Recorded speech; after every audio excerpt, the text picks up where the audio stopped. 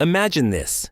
You're scrolling online and suddenly you see people talking about Cove Balm, a soothing, all-natural skin balm that claims to calm irritation, fix dryness, repair the skin barrier, and work on everything from chapped lips to eczema patches. The branding looks clean. The ingredients sound gentle, and the before and after photos look impressive. But here's the catch. Independent reviews are still pretty limited.